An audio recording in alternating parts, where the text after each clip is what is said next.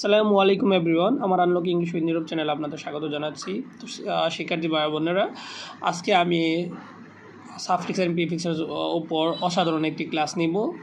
তো আজকের ক্লাসটাই হবে আপনার জীবনের সাফিক্স অ্যান্ড প্রিফিক্সের জন্য সর্বশেষ ক্লাস আশা করি। সিরিয়াসলি আজকের ক্লাসে সব কিছু একদম পানির মতো ক্লিয়ার করে দেব। লক্ষ্য করুন তো, এখানে দেওয়া আছে মাই। তো আমরা জানি আই মি মাই, মাই মানে পসেসিভ, আর পসেসিভের পরে আমাদের একটা নাউন বসে। এখানে দেখুন টিচ একটা ভার্ব, এটাকে নাউন করে দেন টিচার। সিরিয়াসলি এটাই আসলে আজকের ম্যাজিক আমাদের। লক্ষ্য করুন তো, হি হিম হিজ পসেসিভ, তার মানে এখানে একটা নাউন বসবে। সো অনেস্ট একটা অ্যাডজেক্টিভ, এটাকে নাউন করে দেন অনেস্টি। দেখুন সবগুলো বোর্ডে আসছে, কোনো বানানো প্রশ্ন না, রাইট? এখানে দেখুন তো অফ আছে, অফ একটা প্রেপোজিশন, সো প্রেপোজিশনের পরে একটা নাউন বসে। সো এডুকেট মানে শিক্ষিত করা, ভার্ব, এটাকে নাউন করে দেন এডুকেশন। কী ব্যাপার, অবাক হচ্ছেন তাই না? আসলে আমাদের পসেসিভের পরে নাউন বসে এবং প্রেপোজিশনের পরে নাউন বসে। এখানে লক্ষ্য করুন তো, শুড একটা মডেল অক্সিলিয়ারি ভার্ব, কার পরে বসে সাবজেক্টে। সো স্মোকটাকে সাবজেক্ট করে দেন স্মোকার। কীরকম, আসলে ব্যাপারটা এরকমই। আমরা একটু টেকনিক লক্ষ্য করতে পারি। আর্টিকেলের পরে একটি ওয়ার্ড দেখলে নাউন বসে, অ্যাডজেক্টিভের পরে আমরা নাউন দিতে পারি, প্রেপোজিশনের পরে নাউন দিতে পারি। আমরা demonstrative this that this those পাঁচটি ওয়ার্ডকে ডেমনস্ট্রেটিভ বলে, এগুলোর পরে নাউন দিতে পারি। পসেসিভ যেমন I me my, we us our, they them their, he him he, she her her, এইগুলোর পরে একটা ওয়ার্ড দেখলে নিঃসন্দেহে নাউন হবে।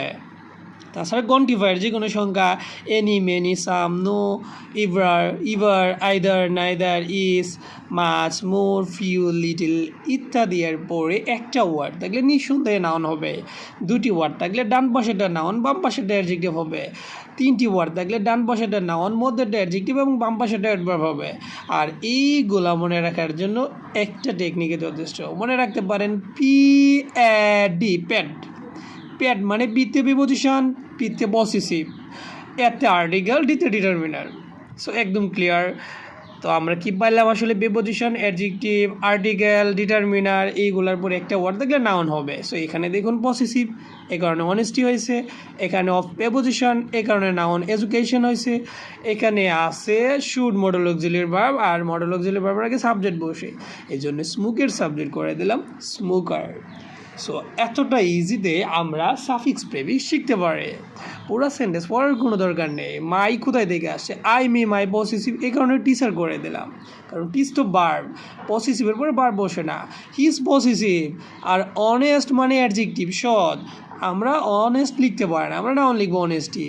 দ্য এম অফ প্রেপোজিশন, আর প্রেপোজিশনের পরে বসে নাউন। এখানে এডুকেট ভার্ব, ভার্বটাকে নাউন করে দিলে হবে এডুকেশন, রাইট?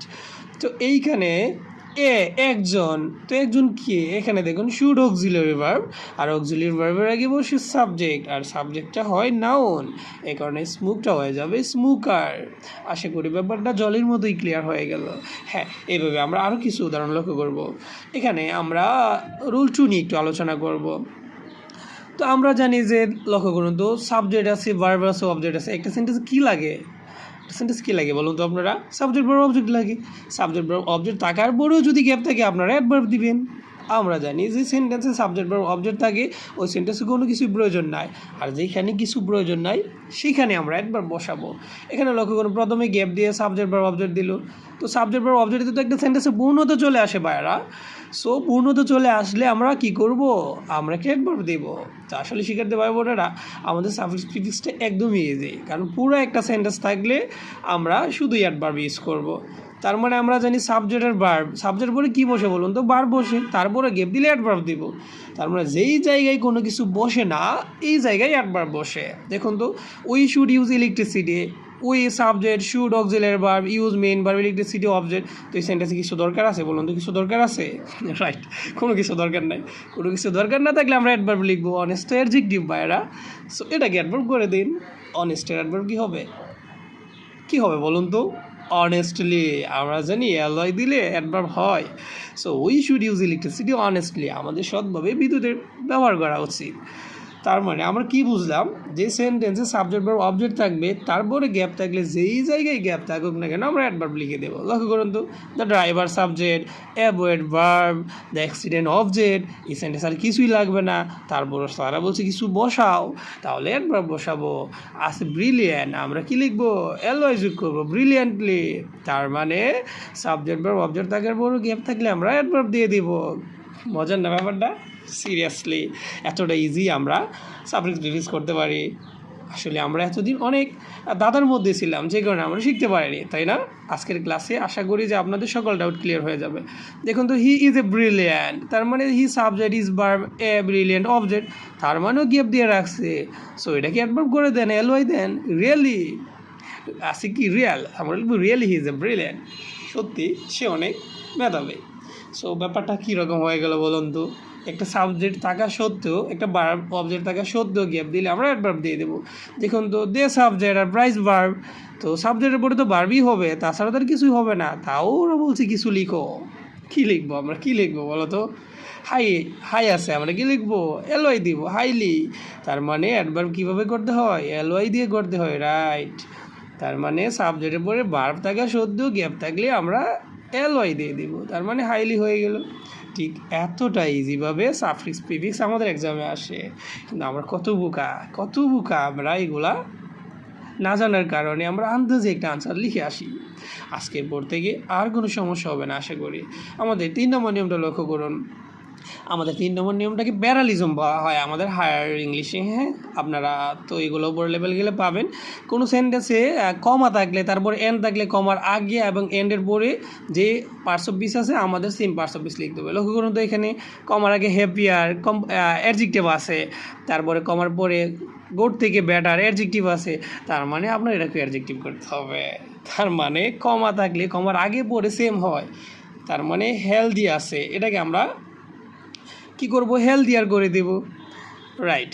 এখানে দেখুন তো, এন্ডের আগে কি আছে, লাভ, এখানে কি আছে, পিওর। তার মানে আমরা কি দিতে পারি, অপের পরে একটা ওয়ার্ড থাকলে নাউন, তার মানে লাভটা নাউন, সো এটাকে নাউন করে দিলাম, পিওর হয়ে যাবে পিউরিটি। তার মানে টি হয়ে থাকলে কি হয়, নাউন হয়। পিওর মানে বিশুদ্ধ অ্যাডজেক্টিভ, আর পিউরিটি বিশুদ্ধতা, তার মানে কি অ্যাডজেক্টিভ। সো এটা কিন্তু এক্সামে আসছে। এখানে লক্ষ্য করুন তো, বি আছে, আমরা জানি বি ভার্বের পরে অল টাইম অ্যাডজেক্টিভ বসে, তাছাড়া অনেস্ট অ্যাডজেক্টিভ, পাংচুয়াল অ্যাডজেক্টিভ। হ্যাঁ, এই কারণে আমাদের এটা কি হবে, ট্রুথটাকে অ্যাডজেক্টিভ করতে হবে ট্রুথফুল, আর ডিউটিটাকে অ্যাডজেক্টিভ করতে হবে ডিউটিফুল। তার মানে কি হবে, ট্রুথফুল অ্যান্ড ডিউটিফুল। কেন এরকম হলো, অনেস্ট, পাংচুয়াল এই দুইটাই অ্যাডজেক্টিভ, এই কারণে এন্ডের আগেরটাও অ্যাডজেক্টিভ হবে আর পরেরটাও হবে। এই কারণে আমরা কি করলাম, ট্রুথকে ট্রুথফুল করলাম। বুঝতে পারছেন তো ব্যাপারটা, ট্রুথকে কী করলাম, ট্রুথফুল, আর ডিউটিকে কী করলাম, ডিউটিফুল। আশা করি ব্যাপারটা একদম জলের মতো ক্লিয়ার। এই কারণে আমাদের এইগুলা সব অ্যাডজেক্টিভ হয়ে গেছে, কারণ কি, এই যে কমার আগে অ্যাডজেক্টিভ ছিল। আশা করি যে এই ব্যাপারটা নিয়ে আর কোনো ঝামেলা হবে না। এবার আমরা আরেকটা নিয়ম দেখব, প্রেপোজিশন ও নাউনের আগে অ্যাডজেক্টিভ হয়। আমরা বলছিলাম দুইটা ওয়ার্ড থাকলে লাস্টেরটা নাউন, আর নাউনের আগে অ্যাডজেক্টিভ বসে। নাউন থাকলে তার আগে শুধু অ্যাডজেক্টিভে মডিফাই করতে পারে, যেমন কান্ট্রি একটা নাউন, রাইট। সো কান্ট্রি নাউনের আগে অ্যাডজেক্টিভ হবে। তো দেওয়া আছে ডিপেন্ডেন্ট মানে নির্ভরশীল, তার মানে এটা কিন্তু অ্যাডজেক্টিভ। তো নাউনের আগে অ্যাডজেক্টিভ দেওয়া আছে, তাও তো আমাদের কোনো কিছু করা লাগবে না, তাও স্যাররা বলছে কিছু করার জন্য। সো ডিপেন্ডেন্টের বিপরীত করে দেন ইন্ডিপেন্ডেন্ট। বাংলাদেশ তো নির্ভরশীল না, বাংলাদেশ তো স্বাধীন, রাইট। তো বাংলাদেশ একটি স্বাধীন কান্ট্রি, তার মানে নাউনের আগে অ্যাডজেক্টিভ হবে, স্যাররা অ্যাডজেক্টিভই দিয়ে দিয়েছেন, এই কারণে আমরা কী করলাম, উল্টা করে দিলাম, বিপরীত করে দিলাম। এখানে ইজ একটা বি ভার্ব, আমরা জানি বি ভার্বের উপরে অ্যাডজেক্টিভ বসে, আর হার্ম মানে ক্ষতি করা ভার্ব, সো এটাকে অ্যাডজেক্টিভ করে দেন, কি হবে, harmful, it is harmful to health, এটা স্বাস্থ্যের জন্য ক্ষতিকর। যেমন smoking is harmful to health, ধূমপান স্বাস্থ্যের জন্য ক্ষতিকর। ব্যাপারটা আশা করি ক্লিয়ার। তার মানে am is are was were এরকম বি ভার্বের পরে একটা ওয়ার্ড থাকলে আমরা অ্যাডজেক্টিভ করে দেব। আচ্ছা, আমাদের 5 নম্বর নিয়মে আমরা দেখি অ্যাডভার্বের পরে আমরা কি লিখতে পারি। অ্যাডভার্বের পর অ্যাডজেক্টিভ হয়, অ্যাডজেক্টিভের আগে অ্যাডভার্ব হয়। আচ্ছা, আমরা দেখি তো, এখানে দেখুন তো একটা ভার্ব দেওয়া আছে, কি বলছে, এডুকেটেড। আচ্ছা, এখানে একটা ভার্ব, আমরা জানি ভার্বের আগে কী বসে? অ্যাডভার্ব বসে, ভার্বের আগে অ্যাডভার্ব বসে। সো ট্রুকে আমরা কি দিতে পারি? Truly, truly educated person should be self reliant. তার মানে ভার্বের আগে আমরা কি দিতে পারি? অ্যাডভার্ব দিতে পারি, কারণ ভার্বকে যা মডিফাই করে তার নামে অ্যাডভার্ব হবে। দেখুন তো, a good student is always, তার মানে দেখুন তো, a good student is always, তারপরে গ্যাপ দেওয়া আছে, আমরা কি লিখতে পারি বলুন তো? অলওয়েজের পরে আমরা মাইন্ডফুল লিখতে পারি, কারণ কি অ্যাডভার্বের পরে আমরা অ্যাডজেক্টিভ দিতে পারি, আবার অ্যাডজেক্টিভের আগে আমরা অ্যাডভার্ব দিতে পারি। সো এইবার আমরা 6 নম্বর নিয়মে চলে গেলাম। গ্যাপের পরে ভার্ব থাকবে, তারপর অবজেক্ট থাকবে। তো সাবজেক্ট আমরা কী লিখবো বলেন তো? সাবজেক্ট কী হবে? রাইট, সাবজেক্ট নাউন হবে, কারণ আমরা জানি সকল সাবজেক্টই নাউন হয়। এই কারণে সিনসিয়ার দেওয়া আছে। সিনসিয়ারের নাউন কী হবে? সিনসিয়ারিটি, আন্তরিকতা।